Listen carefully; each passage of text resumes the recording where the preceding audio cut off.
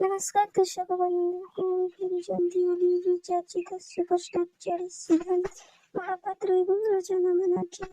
Video ଦେଖିବା ପୂର୍ବରୁ like, comment, share ଏବଂ ସବସ୍କ୍ରାଇବ କରିନଥିଲେ ବି ସବସ୍କ୍ରାଇବ କରିଦିଅନ୍ତୁ। ହଁ ଦର୍ଶକ ବନ୍ଧୁ, ଖୁବ୍ ଶୀଘ୍ର ଏକ ଚଳଚ୍ଚିତ୍ର ଆସିବାକୁ ଯାଉଛି ଯାହାର ନାମ ହେଉଛି ରକ୍ତ ଚିହ୍ନେ ରକ୍ତକୁ। ଏହି ଚଳଚ୍ଚିତ୍ରରେ ଉଭୟ ନଜର ଆସିବା ସହ ଆହୁରି ଅନେକ ଲୋକପ୍ରିୟ ବରିଷ୍ଠ ଅଭିନେତା ଓ ଅଭିନେତ୍ରୀମାନେ ନଜର ଆସିବେ। ଉଭୟ ହେଉଛନ୍ତି ଆମ ଓଡ଼ିଆ ଇଣ୍ଡଷ୍ଟ୍ରିର ଅତୀତର ଲୋକପ୍ରିୟ ଚେହେରା ଓ ବର୍ତ୍ତମାନ ଉଭୟ ଅଭିନୟ ଏକାଠି ଦେଖିବାକୁ ମିଳିନଥିଲେ ମଧ୍ୟ ଉଭୟଙ୍କ ଯୋଡ଼ି ଲୋକପ୍ରିୟ ହୋଇ ରହିଛି ଓ ରହିଥିବ ମଧ୍ୟ।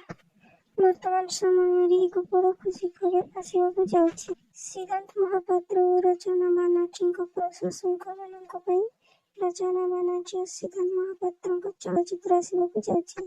ଅଭିନେତ୍ରୀ ରଚନା ବାନାର୍ଜୀ, ଯିଏକି ଆମ ଓଡ଼ିଶାର ନ ହୋଇଥିଲେ ମଧ୍ୟ ସେ ଓଡ଼ିଶାରେ ଯେତିକି ଭଲ ପାଇବା ପାଇଛନ୍ତି ତାହା ଆଜି ପର୍ଯ୍ୟନ୍ତ କେଉଁ ଅଭିନେତ୍ରୀମାନେ ପାଇନାହାନ୍ତି, ଯାହାଫଳରେ କି ବର୍ତ୍ତମାନ ମଧ୍ୟ ଦର୍ଶକମାନେ ବେଶ୍ ଇଚ୍ଛୁକ ଅଛନ୍ତି।